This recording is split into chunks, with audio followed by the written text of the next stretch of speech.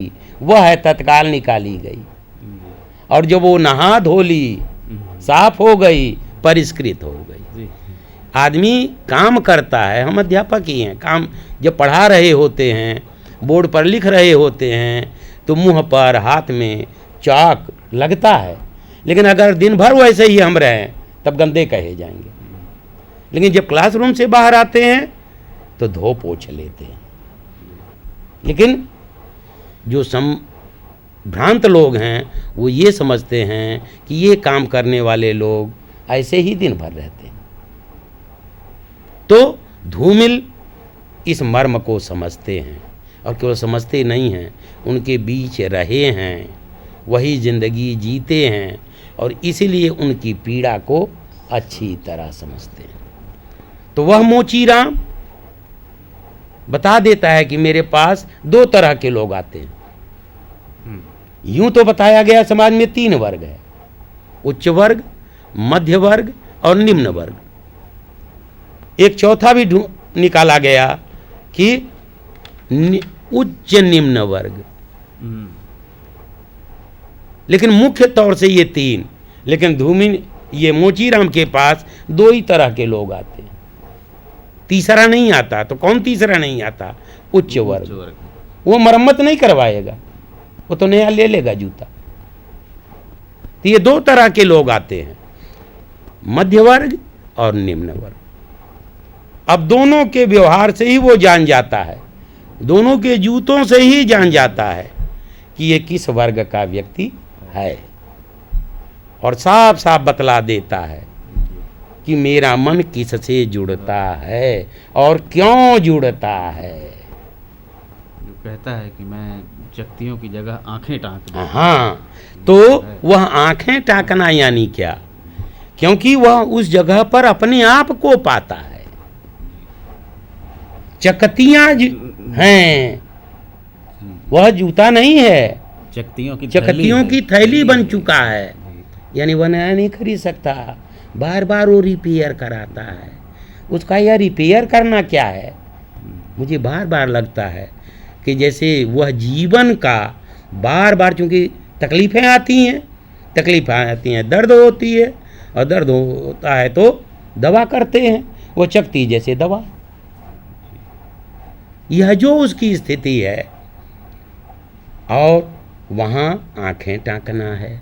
लेकिन एक मध्य वर्ग वाला है जो जूता लेके आता है, उसका काम करता है, हैं? क्या क्या फरमाइश करता है, उस भाषा को आप देखें, इससे बांधो, उसे काटो, हाँ, और ठोको, हुआ पीटो, हाँ, लेकिन उसके भाषा को देखिए, जिस तरीके से वो बोल रहा है, हाँ, इससे नहीं कह रहा है, इससे। ये संभ्रांत लोग हैं, शुद्धतावादी लोग हैं, और साथ साथ जैसे चिढ़ाता है उसके प्रति, इसके मन में जरा भी सहानुभूति नहीं है। क्योंकि वह कौन सा वर्ग है कि काम खूब करवाता है, लेकिन नामा देते वक्त साफ नट जाता है। यानी यह भी किस में आ गया? मध्य वर्ग, शोषक वर्ग में आ गया। हम अक्सर उच्च वर्ग को लेते हैं, लेकिन यह मध्य वर्ग भी किस तरीके से निम्न वर्ग का शोषण करता है, ये धूमिल बतलाते हैं। और जिनकी मध्य वर्ग की स्थिति ये है कि उधर उच्च वर्ग से वो दबा हुआ है और उच्च वर्ग में ही जाना चाहता है, इसलिए उसका चेहरा हमेशा ऊपर ताकता होता है, और नीचे से वह बार बार निकलना चाहता है। लेकिन कई बार चूंकि नीचे वाले से जुड़े बिना, क्योंकि वो आधार है, इसका काम नहीं बनता है, इसलिए क्या करता है, उसे एक हाथ वहाँ बढ़ाए होता है। यह जो दृश्य बनता है कि आंख तो ऊपर है लेकिन एक हाथ नीचे है, कि कहीं वह हाथ छूट गया तब तो वो कहीं का नहीं रहेगा। इसलिए मध्य वर्ग को नई कविता वालों ने त्रिशंकु कहा था। यह त्रिशंकु यही है, आधारहीन हो जाना। इसलिए वो हाथ उससे लगाए हुए है और माथा ऊपर स्थिति। इस चित्र को देखें, इस चित्र को धूमिल बहुत अच्छी तरह समझते हैं। तो कहीं न कहीं मध्य वर्ग को भी चेताते हैं कि भाई यह जो आप स्थिति है, इसमें से आप तभी निकल सकते हो जब अपने आप को निम्न वर्ग में शामिल करोगे, वास्तविक ज़मीन उस पर पैर रखोगे, क्योंकि सारी बनावट वह करता है, दिखावा करता है, भीतर से कुछ अलग होता है। तो यह मोचीराम कविता उनकी जरा आप, मैं कहूँगा कि उसका जरा अंत पढ़िए।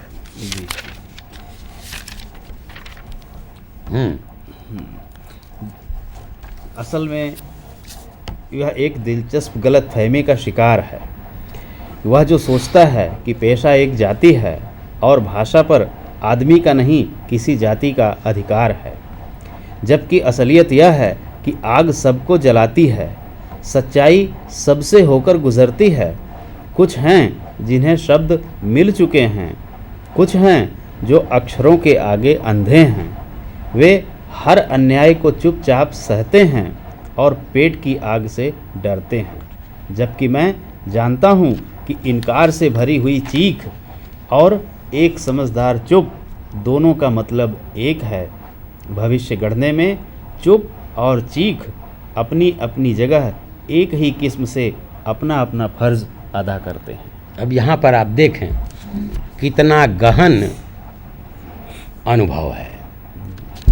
चीख और चुप दोनों एकदम एक दूसरे के उलट चीज़ हैं, लेकिन कहा गया वह चुप्पी कैसी, समझदार,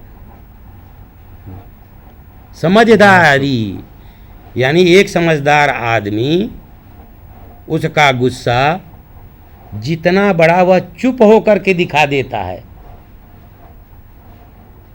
इसलिए कहीं न कहीं प्रेम ये धूमिल चेताते हैं कि जो नहीं बोल रहा है इसका मतलब यह ना समझो जी उसके न बोलने, उसकी चुप्पी कितनी भीतर से तुम्हारे विरुद्ध भरी हुई है, और वह जब फूटेगी उसके पहले ही समझ जाओ।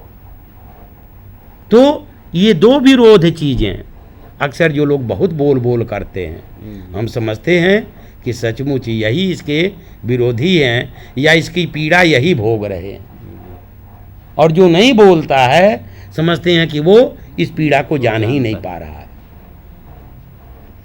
वह जानता है, यह समझने की कोशिश जब तक हम नहीं करेंगे, अपने आप को समझदार मानते फिरेंगे, तब दिक्कत यही आएगी कि समाज के भीतर कविता का वजन, कविता का प्रभाव निरंतर गिरता जाएगा। क्योंकि आज की कविता आप देखेंगे लोक के लिए नहीं लिखी जा रही है, कवियों के लिए लिखी जा रही है। ज़्यादातर कविताएं कवि पढ़ रहे हैं और कवि ही लिख रहे हैं, जबकि कविता अनपढ़ गंवार पढ़ा लिखा सबके लिए लिखी जाती है। इसीलिए वह क्या करती है, विशेष का सामान्यीकरण करती है। विशेष को लोग नहीं समझ पाएंगे, तो सामान्यीकरण यानी हर आदमी उसे समझ सके, इसीलिए वह बिंब के रूप में प्रस्तुत होती है, चित्र रूप में प्रस्तुत होती है। लेकिन चित्र लक्ष्य नहीं होता, माध्यम होता है। लक्ष्य तो होता है उसके पीछे छिपी हुई दृष्टि और छिपा हुआ अर्थ।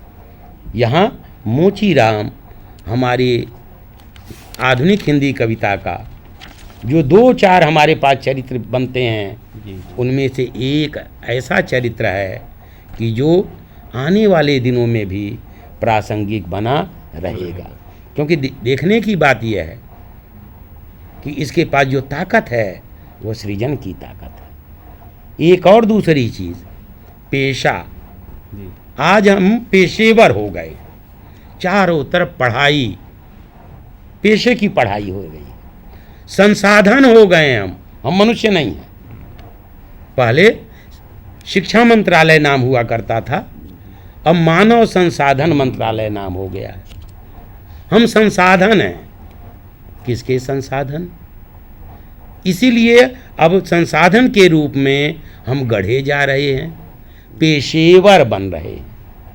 यह पेशेवरी, पेशा घर चलाना, 4 पैसा आएगा, इससे हम अपना घर चलाएंगे। मोचीराम का पेशा जूता मरम्मत करना है। लेकिन जब उसी वर्ग का आदमी आता है, चकतियों की थैली वाला आता है, द्वंद्व खड़ा हो जाता है इंसान और पेशे के बीच में, क्योंकि उसके काम में ज़्यादा श्रम लगाता है, ज़्यादा समय लगाता है और पैसा बहुत कम लेता है।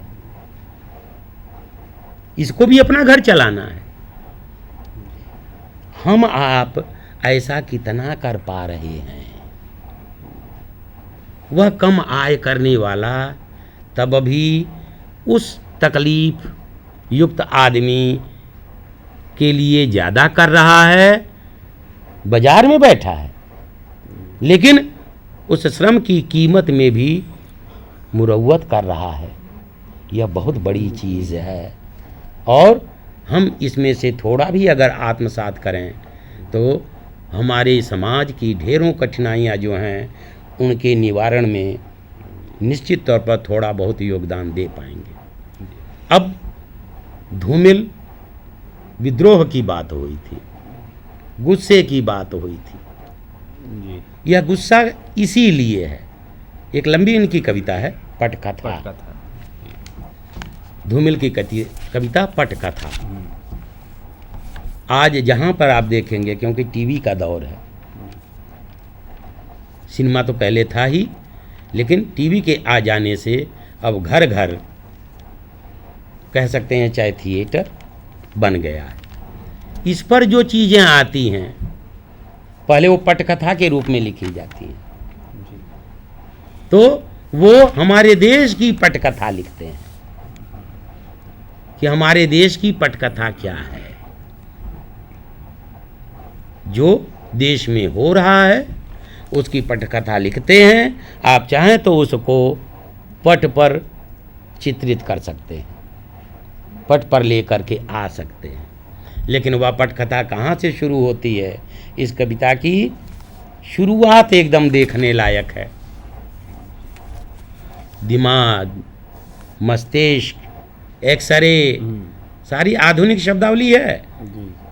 उसको भी मैं चाहूँगा कि आप थोड़ा पढ़ें, विद्यार्थियों के लिए उपयोगी होगी।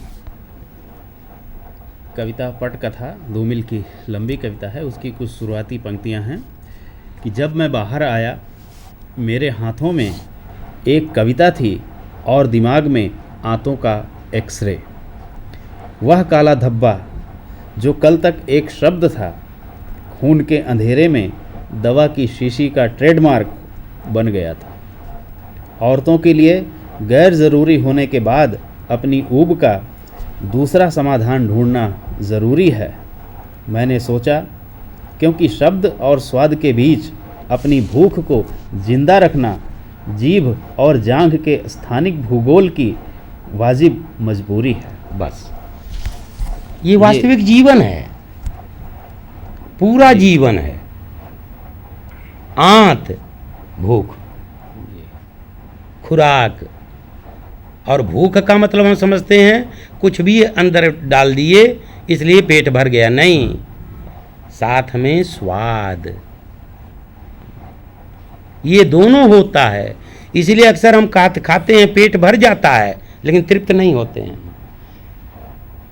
तृप्त तो तब होते हैं जब हमारा जी जो चाहता है वह स्वाद पाता है। इसलिए जिंदगी का स्वाद होता है। तो स्वाद की बात है। क्या हम आज़ाद हुए? आज़ादी का स्वाद क्या मिल रहा है? कविता में वो जैसे आकलन करते हैं अपने समय तक 1947 से लेकर, और उनके समय में क्या क्या हो रहा है, क्या क्या हो रहा है, और उनको लगता है कि यह वास्तविक जनतंत्र नहीं है।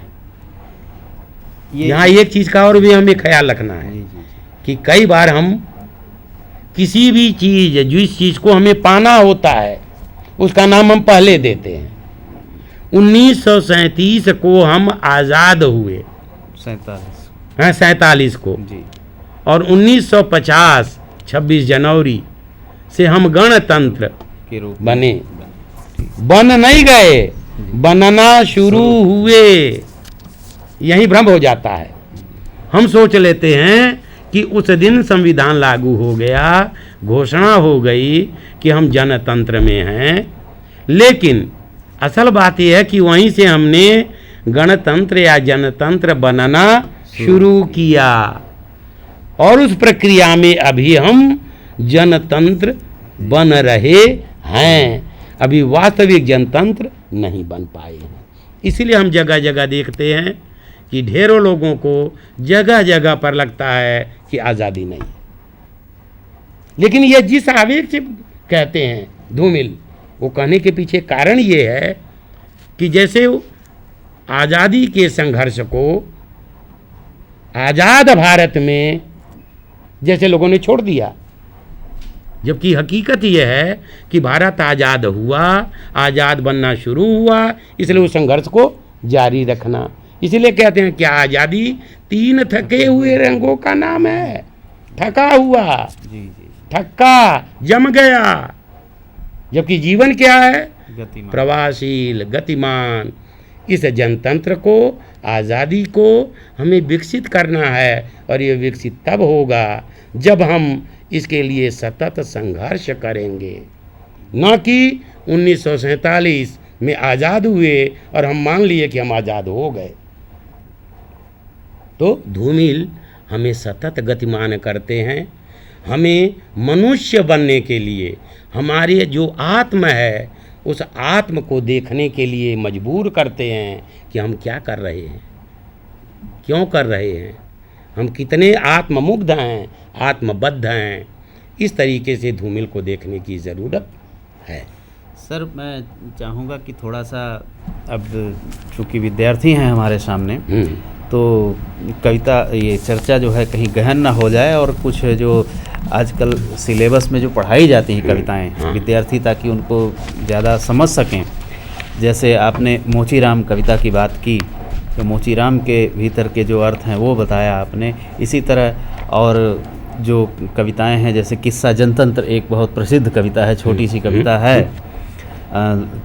उसमें जो 3 आदमियों की बात है, राजनीति की बात है, जो मोह भंग की बात आपने की। तो इस संबंध में जो है कुछ कविता